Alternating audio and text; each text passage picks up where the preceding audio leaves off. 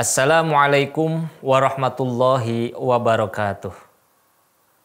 Bismillah, alhamdulillah, wassalatu wassalamu ala rasulillah, wa ala alihi wa ashabihi wa mawalah, amma ba'd.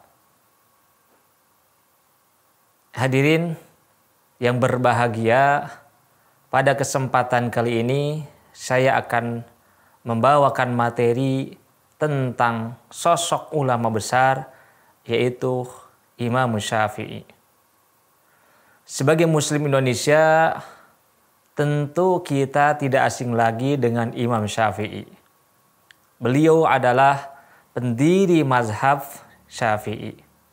Bahkan mazhab Syafi'i inilah yang paling banyak dianut di Indonesia. Nama lengkap Imam Syafi'i adalah Muhammad bin Idris bin Abbas bin Utsman bin Syafi'i bin Sa'id bin Ubaid bin Abdul Yazid bin Hashim bin Abdul Muthalib. Nama terakhir adalah kakek dari Rasulullah Shallallahu Alaihi Wasallam. Imam Syafi'i lahir dari seorang rahim perempuan yang dikenal karena kesalehannya, serta dari ayah yang terkenal karena kesabaran dan juga kesalehannya. Bahkan Syafi'i bin Sa'ib, kakek buyutnya, merupakan sahabat Rasulullah Shallallahu Alaihi Wasallam. Nama Syafi'i yang akrab di telinga kita diambil dari kakek buyutnya tersebut, sedangkan ibunya adalah keturunan dari Sayyidina Ali bin Abi Thalib dari jalur Sayyidina Husain radhiyallahu an. Idris, ayah dari Imam Syafi'i, merupakan seorang pemuda asal Pekah yang melakukan perantauan ke daerah Gaza, Palestina. Di Gaza ia bertemu dengan Fatimah binti Ubaidillah, seorang perempuan salehah dari kaum Azdi. Idris menikah dengan Fatimah binti Ubaidillah tanpa sengaja. Pasalnya ayahnya suatu hari pernah memakan buah delima yang akhirnya karena ingin dihalalkan apa yang telah dimakannya itu, lantas bertemulah dengan ayahnya Fatimah binti Ubaidillah, yang pada akhirnya oleh ayahnya karena melihat sosok pemuda ini yang terlihat karena kesalehannya, sehingga dijadikanlah menantu oleh ayah dari Fatimah binti Ubaidillah. Nah, dari pernikahan antara Idris dengan Fatimah binti Ubaidillah, maka lahirlah seorang anak pada tahun 150 Hijriah. Bersamaan itu wafat pula dua ulama besar, yakni Imam Abu Hanifah Nu'man bin Sabit, merupakan ulama besar dari daerah Irak, dan juga yang keduanya Imam Ibnu Zuraid al-Maki, merupakan ulama Hijaz yang wafat di daerah Mekah. Maka dengan kelahiran itulah menjadi pertanda ketika wafatnya dua ulama besar ini, pertanda bahwa anak yang lahir ini akan menjadi anak yang memang akan membawa perubahan dan juga memiliki baik dari segi keilmuan maupun dari segi kesalehannya. Kehidupan bahagia Idris, Fatimah, dan juga Bajabang bayi tidak berlangsung lama karena ayahnya, yakni Idris, ayah dari Imam Syafi'i, meninggal dunia dalam usia yang relatif masih muda. Sehingga ibunya Fatimah binti Ubaidillah mengasuh Syafi'i seorang diri. Karena sadar dengan kondisi yang memang cukup memprihatinkan, akhirnya putranya dibawa ke Mekah, di mana Mekah merupakan tempat asal kota kelahiran dari ayahnya. Nah, pada saat itulah karena ingin tumbuh anaknya itu menjadi orang yang memang berilmu, sehingga dibawalah anaknya ini ke Mekah. Dan di Mekah memang sedang berkembang ilmu tentang pengetahuan. Karena ketika kita tahu bahwa jika di Irak sedang berkembang ilmu filsafat yang melahirkan seorang Imam Abu Hanifah, sedangkan di Mekah sedang ilmu tentang kesusastraan, sehingga banyak orang yang datang ingin belajar ilmu kesusastraan inilah, sehingga akhirnya banyak yang memang mendatangi ke daerah Mekah. Tinggal di lingkungan yang memang dihuni oleh para ulama sastra, maka kesempatan inilah tidak disia-siakan oleh Imam Syafi'i kecil. Beliau sampai mempelajari tentang ilmu sastra dan prosa. Sampai-sampai mendatangi ke kabilah, diantaranya kabilah Huzail, salah satu kabilah yang memang sangat terkenal pada saat itu. Sampai Imam Syafi'i pernah beberapa hari tinggal demi untuk mendapatkan ilmu tentang sastra.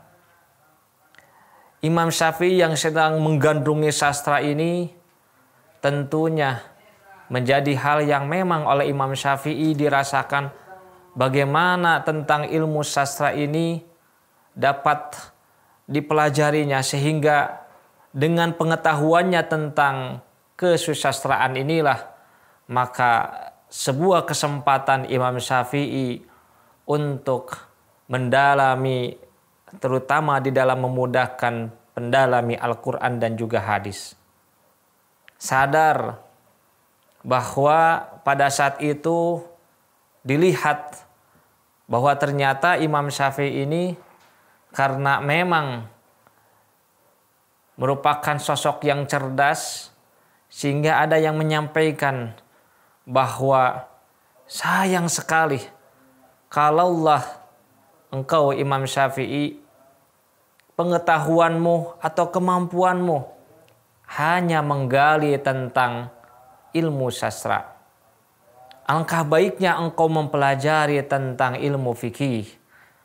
Maka ketika mendengar itulah Imam Syafi'i pun beliau mencari untuk bisa mempelajari tentang ilmu yang berkaitan dengan fikih. Hadirin yang berbahagia, pada saat itu memang Imam Syafi'i ketika mendengar hal itu dari Muslim bin Khalid yang disampaikan nasihatnya kepada Imam Syafi'i, yang memang terus ucapan tersebut menjadi pelecut, sehingga Imam Syafi'i pun akhirnya semangat untuk belajar ilmu fikih.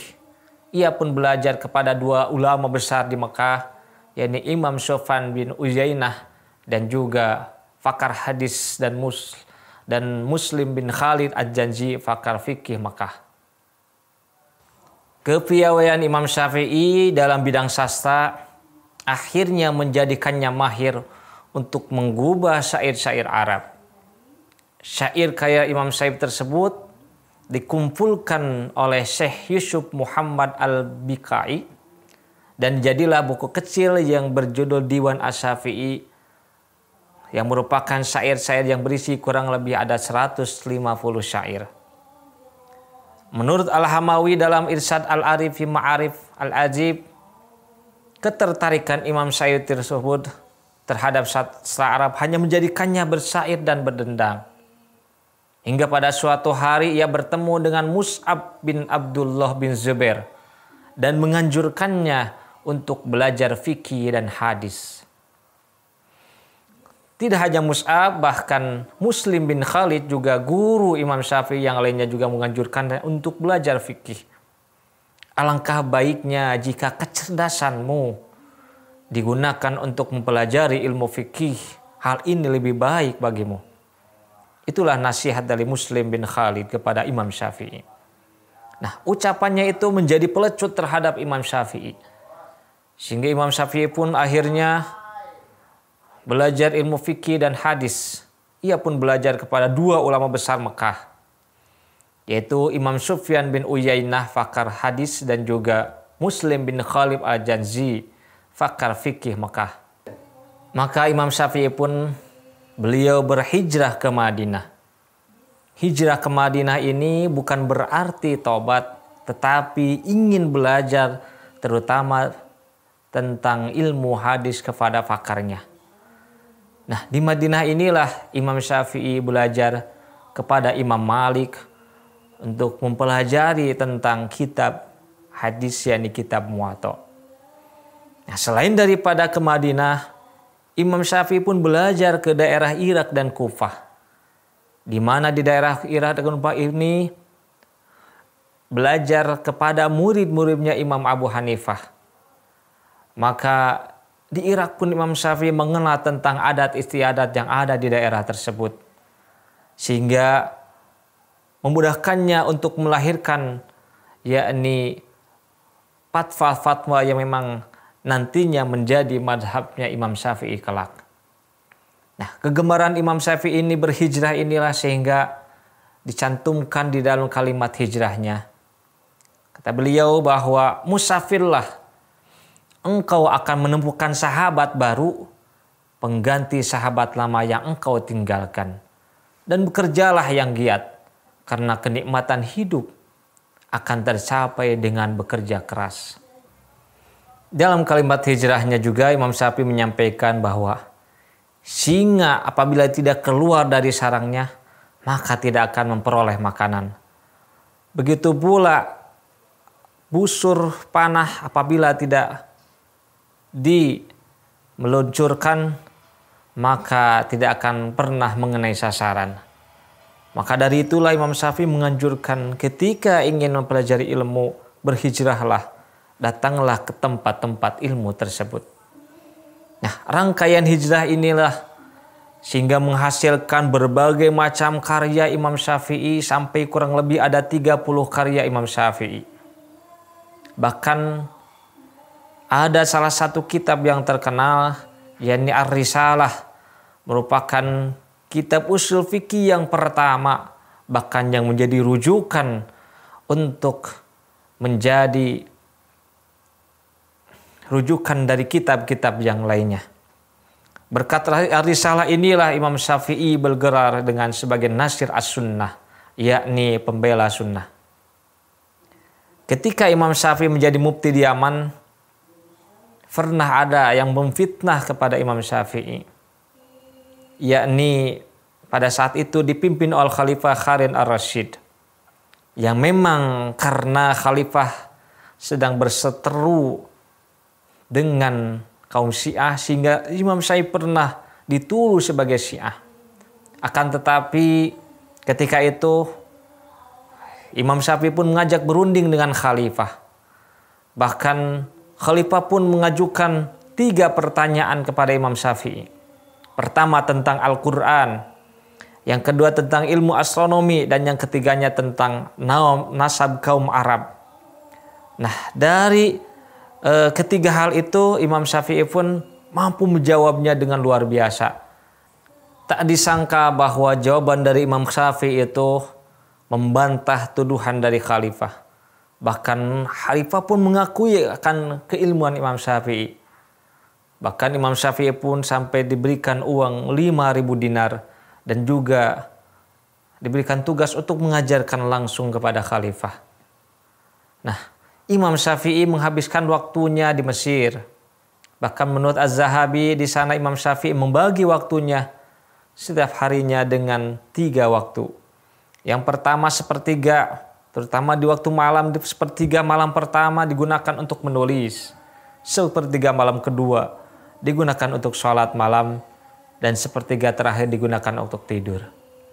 Imam Syafi'i wafat pada tanggal 30 Rajab 204 Hijriah dalam usia yang ke-54 tahun. Mudah-mudahan kisah Imam Syafi'i ini menjadikan pelecut kita, semangat kita untuk tetap terus mau belajar, terutama mempelajari ilmu agama. Semoga apa yang saya sampaikan ini bermanfaat. Mohon maaf atas segala kekurangannya. Wallahul muwaffiq ila aqwamit thoriq. Wassalamualaikum warahmatullahi wabarakatuh.